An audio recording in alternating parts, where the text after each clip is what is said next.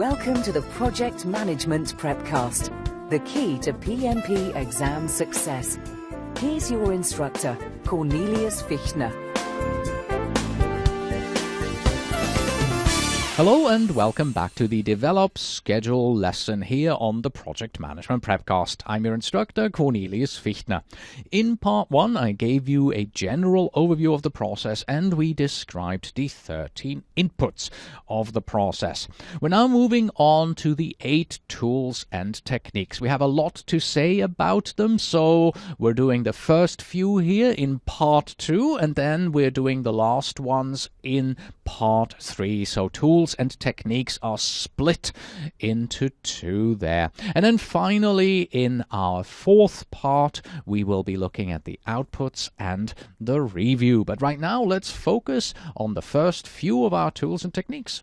And to be precise, we are going to be looking at the first 3 of our tools and techniques, which are the schedule network analysis, the critical path method, and also the critical chain method. We will review the remaining tools and techniques there, resource optimization techniques, modeling techniques, leads and lags, schedule compression, and scheduling tool in part 3. But now, let's begin with the schedule network analysis. So the schedule network analysis, our first tool and technique, is a technique that generates the project schedule model. It is actually an umbrella term that includes all of the analytical techniques that we have at our disposal. It is used to calculate the early and late start and finish dates for the uncompleted portions of our project activities. It can also help us to identify points of activity path convergence and identify points of activity path divergence so that specific techniques like schedule compression can be used to determine the optimum schedule path. And the first such schedule network analysis technique is the critical path method, CPM. The PMBOK guide defines the critical path as the sequence of activities that represents the longest path through a project which determines the shortest possible duration. The critical path method is a technique used to estimate the minimum project duration and to determine the amount of scheduling flexibility, also known as float, on the logical network paths within our schedule model. You can use the critical path method to calculate early start, early finish, late start, and late finish dates for all project activities without taking into account any resource limitations. These dates are calculated using the forward pass and backward pass analysis throughout the schedule network. Early start and finish dates are calculated by means of a forward pass using specific start dates. Late start and finish dates are calculated by means of a backward pass, starting from a specific completion date, which sometimes is the project's early finish date determined during the forward pass calculation. Let's take a look at an example from the PMBOK guide to further understand what the critical path method is and why it is used to help us develop the project schedule model. In this example here, the longest path includes activities A, C, and D. Therefore, the sequence A, C, D is our critical path. It is the sequence of activities that represents the longest path through our project, but it is at the same time the shortest possible project duration. The resulting early start date and late start dates, early finish dates and late finish dates for each activity are not necessarily the project schedule, but rather indicate the time periods within which the activity could be executed using the specific parameters entered into the project schedule model. Once again, it's important to note that the critical path method is used to calculate the amount of scheduling flexibility or float on the logical network paths within our project schedule model. Here are a few additional facts that you should know about the critical path to help you prepare for the PMP exam. The activities on your critical path are all called critical activities. Because your schedule changes over time, your critical path can also change over time. Once all the activities on your critical path are finished, then the project is finished. It is possible that you may have more than one critical path on your project.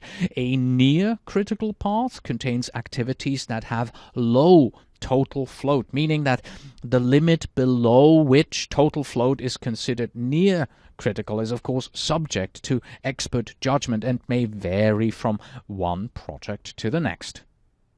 Your goal when using the critical path method is to find the longest path in your project schedule network. You do this with a forward pass, which means you work your way forward through the project schedule network. For example, you start with activity A on day 1. Activity A takes 20 days. That means activity B, which follows activity A, must start on day 21, and activity B takes 3 days, and so on. You do this forward pass all the way through your schedule network until you have reached the final activity on your project. This can become very complex because you will have paths that depart from the main path and other paths that come back into your main path, as well as many activity dependencies. And once you have reached the end of your project schedule network, you are done with the forward pass and you have determined early start dates and early finish dates of all your activities, which is the reason for performing the forward pass.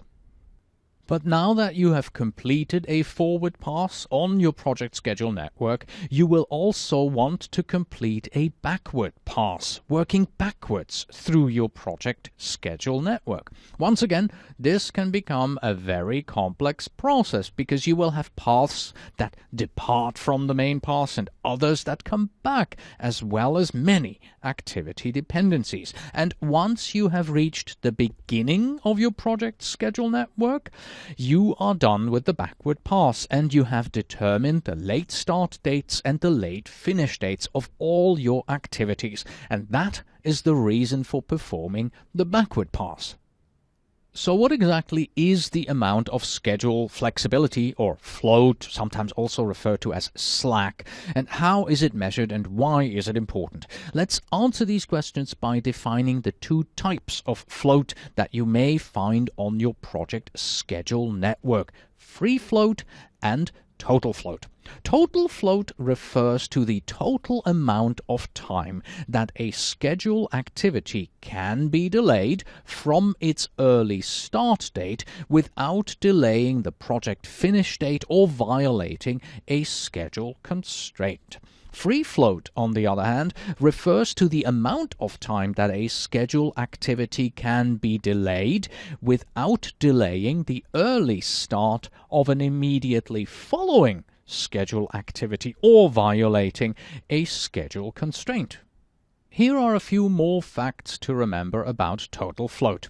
Total float is the amount of scheduling flexibility that exists on the logical network paths within your schedule model. Total float can be positive, which is based on a backward path being calculated from a schedule constraint that is later than the early finish date that has been calculated during a forward pass calculation. It can be negative, which is caused when a constraint on the late dates is violated by duration and logic. Or it can be zero, which is always true on the critical path since you don't have any slack on your critical path at all. There is no float.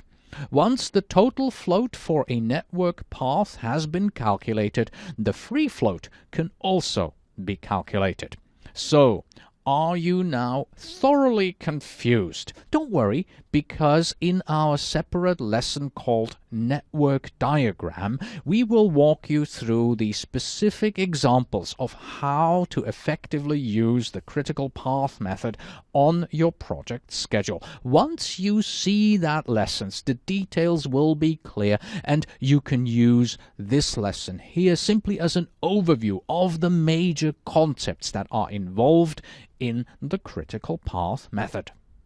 Our second schedule network analysis technique is the critical chain method, CCM. And the PMBOK guide defines CCM, the critical chain method, as a schedule model that allows the project team to place buffers on any path of the project schedule to account for limited resources and uncertainties on the project. The critical chain method is developed from the critical path approach and considers the effects of resource allocation, resource optimization, resource leveling, and activity duration uncertainty on the critical path. To do so, the critical chain method introduces the concept of buffers and buffer management. The critical chain method uses activities with durations that do not include safety margins, logical relationships, and resource availability with statistically determined buffers. These buffers are composed of aggregated safety margins of activities at specific points in the project schedule path to account for limited resources and project uncertainties. The resource-constrained critical path is also called the critical chain. Here are the two types of buffers used by the critical chain method. First of all, project buffers. These are placed at the end of the critical chain, and it protects the target finish date of your project from slippage along the critical chain. And then we have the feeding buffers. These are placed at each point on the schedule where a chain of dependent activities that are not on the critical chain feed into the critical chain. But of course, it's much better to take a look at this in a visual example that we've taken here again from the PMBOK guide. In this example, you can see that there is a feeding buffer that has been placed after activity B and also one after activity G. This makes sense, and there is no reason to place a feeding buffer on the critical chain, which is, it starts over there at start and then goes from activity C, D, E, F all the way to the project finish. But if there is slippage on the non-critical paths, A and B, and also activity G, we have the feeding buffer that we have placed there. You can also see that there is a project buffer placed at the very end of the project schedule network, which helps make up for any slippage that occurs on the critical chain for all our activities. And here are a few more facts to remember for your PMP exam about CCM buffers. Feeding buffers help protect the critical chain from slippage along the feeding chains. The size of each buffer should account for the uncertainty in the duration of the chain of activities that lead up to that particular buffer. Once the schedule buffer activities have been determined, the planned activities are scheduled to their latest possible planned start and finish dates. The critical chain method differs from the critical path method in that instead of managing the total float of schedule network paths, the critical chain method focuses on managing the remaining buffer durations against the remaining durations of chains of activities. Here are a few more items that you have to take into consideration when analyzing your schedule network using the critical chain method. First of all, human behavior. And here we're talking about mad multitasking, the student syndrome, and Parkinson's law. Then you got to think about deterministic and probabilistic approaches. In particular, we're talking about activity dependencies here. And we also have to discuss project management mathematics, where 2 plus 2 suddenly ends up being 5. In the critical chain method, we mix all of these together and use a completely different approach to creating your schedule. The critical chain method goes a lot further than just simply analyzing how much float you have left on your projects. It's almost a different philosophy in how you approach estimating and scheduling your project. So before we end our discussion on the critical chain method, I wanted to let you know that we have just given you an overview of the critical chain method so far.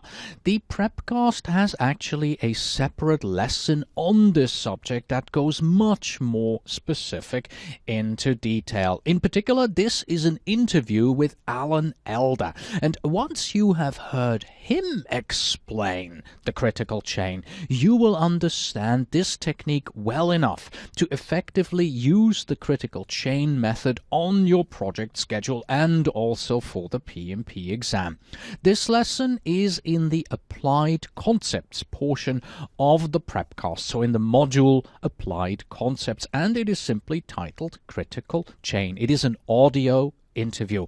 This is based on Alan Elder's white paper titled The 5 Diseases of Project Management, and it goes into specific details about the additional critical path methods considerations that we just saw on the previous slide. And with that, we have come to the end of part 2 of this lesson. So it's time for Justine to say, keep it real.